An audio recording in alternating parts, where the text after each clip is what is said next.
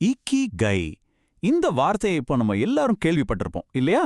நீண்ட அர்த்தமுள்ள வாழ்க்கைக்கான ஒரு ஜப்பானிய ரகசியம்னு சொல்லுவாங்க. ஆனா அந்த வார்த்தையோட ஒலிக்குள்ளேயே, அதோட சவுண்ட்லயே ஒரு தமிழ் ரகசியம், ஒரு பயிற்சி முறையே மறைஞ்சிருக்குன்னு சொன்னா நம்புவீங்களா? வாங்க இது என்னன்னு கொஞ்சம் ஆழமா பார்க்கலாம். சரி, இகிகாய்னா என்ன? நம்ம எல்லாருக்கும் தெரிஞ்சது ரீசன் ஃபார் பீயிங்னு சொல்ற ஒரு ஜப்பானிய கான்செப்ட். சிம்பிளா சொல்லப்போனா வாழ்க்கையோட நோக்கம். காலையில பெட்ல இருந்து அப்பாடா இன்னைக்கு ஒரு நாள் இருக்குன்னு நம்மளை எழுந்திருக்க வைக்கிற விஷயம் தான் இகிகாய். இதுதான் நம்ம நிறைய பேர் தெரிஞ்சு வச்சுக்கிற விஷயம். ஆனா ஒரு நிமிஷம் யோசிச்சு பாருங்க, இந்த இகிகாய்ங்கிறது நம்ம வெளியே போய் தேடி கண்டுபிடிக்கிற ஒரு பொருள் இல்ல, அது ஒரு நவுன் இல்ல, அதுவே ஒரு வேர்பா நம்ம தினம் செய்யற ஒரு தமிழ் வினைச்சொல்லா இருந்தா எப்படி இருக்கும்?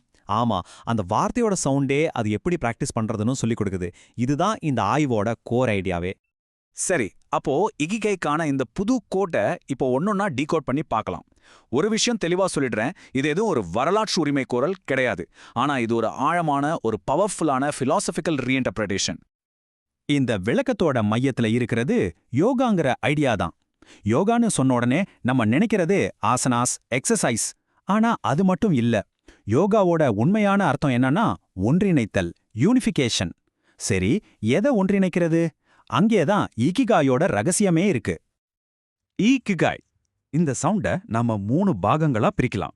இந்த 3 பாகமும் ரியாலிட்டியோட யதார்த்தத்தோட 3 அடிப்படை தூண்கள். வாங்க அந்த ட்ரினிட்டி, அந்த மும்மூர்த்திகள் யாருன்னு பாப்போம். மொத சிலபிள் இக். இதோட ரூட் இக்கணம்ங்கிற நம்ம தமிழ் வார்த்தையில இருக்கு. யோசிச்சு பாருங்க, ரியாலிட்டினா என்ன? யதார்த்தங்கிறது இப்போ இந்த நொடியில இந்த கணத்துல மட்டும்தான் இருக்கு. நேத்துங்கிறது ஒரு நினைவு, நாளைங்கிறது ஒரு கற்பனை. உண்மையான வாழ்க்கை இக்ங்கிற இந்த பிரசன்ட் மொமெண்ட்ல தான் நடக்குது. ரெண்டாவது இ. இதோட வேர் இருங்கிற வார்த்தை. ஓகே, இக்கணம்ங்கிற டைம் இங்க இருக்கு, ஆனா நீங்க அதுல இருக்கீங்களா? அதுதான் கேள்வி.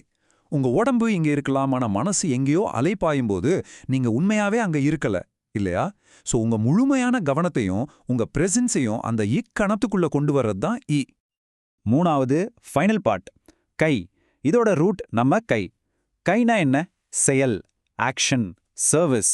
இப்போ இந்த நொடியில முழுமையான பிரசன்ஸோட இருக்கிறது மட்டும் போதாது, அந்த ஆற்றல் ஒரு செயலா வெளிப்படணும். உங்க இருப்பையே மத்தவங்களுக்கு ஒரு பரிசா மாத்துறது தான் கை.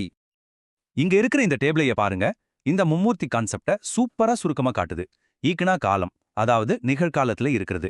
ஈனா இருப்பு, அதாவது முழு கவனத்தோட இருக்கிறது. கைனா செயல், அந்த ஆற்றலை ஒரு சேவையா வெளிப்படுத்துறது. இதுதான் இகிகாயோட அடிப்படை பயிற்சி.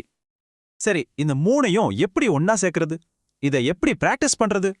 அதுக்கு தான் ஒரு பவர்ஃபுல்லான அனாலஜி, ஒரு உருவகம் இருக்கு.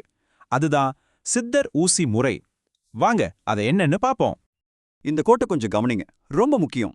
உங்கள் கையின் இன்ஜெக்ஷன் சக்தி உங்கள் இழுவின் புல் ஆழத்தை பொறுத்தது. ஆமா, ஒரு ஊசியில மருந்தை எவ்வளவு வேகமா இன்ஜெக்ட் பண்றோங்கிறது நாம எவ்வளவு ஆழமா அந்த மருந்தை உள்ள இழுக்கிறோங்கிறத பொறுத்து தான் இருக்கு. அதே மாதிரி நீங்க இந்த உலகத்துக்கு செய்யற சேவையோட பவர் நீங்க எவ்வளவு ஆழமா அறிவையும் ஆற்றலையும் உள்ள வாங்குறீங்கிறதுல தான் இருக்கு. சோ இந்த சித்தர் ஊசி முறையில 4 படிகள் இருக்கு. முதல்ல சுருக்கு, கவனம், அப்புறம் இறுக்கி, ஒழுக்கம், அதுக்கப்புறம் இழு, உத்வேகம், மற்றும் கடைசியா கை, சேவை. இந்த 4 படிகள் தான் நம்ம ஆற்றலை உள்வாங்கி அது ஒரு சக்தி வாய்ந்த செயலை மாத்துறதுக்கான வழிகாட்டி. படி 1 சுருக்கி. அதான் கவனம். ஒரு ஊசி முனை மாதிரி மனசை கூர்மையாக்குறது. மல்டி டாஸ்கிங்க நிறுத்திட்டு உங்க மனசை ஒரே ஒரு விஷயத்துல ஃபோக்கஸ் பண்ணுங்க. யோசிச்சு பாருங்க, மொன்னையான ஊசியால ஒன்னே தொலைக்க முடியாது, அதே மாதிரி செதறன மனசை வச்சு ஒன்னே சாதிக்க முடியாது. படி 2 இறுக்கி. ஒரு ஊசியோட பிஸ்டன் தளர்வா இருந்தா என்ன ஆகும்? வெற்றிடம் உருவாகாது, மருந்த உள்ள இழுக்க முடியாது. அதேதான் நம்ம வாழ்க்கையிலையும். ஒழுக்கம் இல்லைன்னா நம்ம ஆற்றல் எல்லாம் வீணா கசிஞ்சிடும். சோ சுய கட்டுப்பாட்டோட அந்த ஆற்றல் கசிவுகளை சீல் பண்றது தான் இறுக்கி. இப்போ 3வது படி இழ். இந்த ஸ்டெப்புக்கு வரும்போது உங்க கவனம் கூர்மையா இருக்கு, உங்க ஒழுக்கம் இறுக்கி உறுதியா இருக்கு.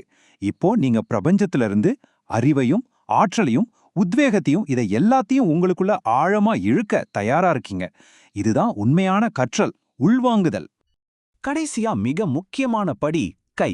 ஊசிக்குள்ள இழுத்த மருந்த என்ன பண்ணணும்? நோயாளிக்கு செலுத்தணும் இல்லையா? அதே மாதிரி நீங்க உள்வாங்கின அந்த ஆற்றலையும் அறிவையும் திறமையையும் தன்னலமற்ற சேவையா இந்த உலகத்துக்கு திரும்ப கொடுக்கணும். இதுதான் உங்க நோக்கத்தை நிறைவேற்றுவது. சரி, இப்போ இந்த எல்லா ஐடியாக்களையும் ஒன்னா சேர்த்து இதை எப்படி நம்ம அன்றாட வாழ்க்கையில கடைபிடிக்கக்கூடிய ஒரு முழுமையான வாழ்க்கை முறையா மாத்துறதுன்னு பாப்போம். இங்க பாருங்க, இதுதான் இந்த ஆய்வோட இறுதி வரையறை. அறிவுலகம் சூத்திரம் இது அழகா விளக்குது. இக்கிகாய்னா என்ன? ஒருவரோட இருப்பை நிகழ்கணத்துடன் உணர்வுபூர்வமான செயலால் ஒன்றிணைக்கும் யோகா, ஒரு பயிற்சி. ஆமா, இது ஒரு தேடல் கிடையாது, இது ஒரு தொடர்ச்சியான பயிற்சி. இந்த யோகாவை தினமும் பயிற்சி பண்ண இந்த 4 சிம்பிள் கேள்விகளை உங்ககிட்டே கேட்டுக்கோங்க. நம்பர் 1, ஏன் கவனம் கூர்மையா இருக்கா? நம்பர் 2, ஏன் ஆற்றல் பாத்திரம் இறுக்கமா இருக்கா? நம்பர் 3, நான் எதை உள் இழுக்கிறேன்? அண்ட் நம்பர் 4, நான் யாருக்கு உதவுகிறேன்? இந்த கேள்விகள் உங்களை சரியான பாதையில வழி நடத்தும். ஸோ இந்த விளக்கத்தோட மிக முக்கியமான டேக்கவே என்னன்னு கேட்டிங்கன்னா இதுதான். உங்க இக்கிகாய வெளியில தேடாதீங்க. அது உங்க வேலையிலையோ பட்டத்திலையோ பொழுதுபோக்கிலையோ இல்ல. அது உங்களுக்கு உள்ளே நீங்க தினமும் பயிற்சி செய்ய வேண்டிய ஒரு ஒழுக்கம். ஃபைனலா இந்த சக்தி வாய்ந்த சிந்தனையோட முடிச்சுக்கலாம். எப்போ அந்த 3 காலம், இருப்பு மற்றும் செயல் ஒன்னா இணையுதோ அப்போ நீங்க வாழ்க்கையோட அர்த்தத்தை தேடிக்கிட்டு இருக்க மாட்டீங்க. நீங்களே அந்த அர்த்தமா, நீங்களே அந்த யதார்த்தமா மாறியிருப்பீங்க.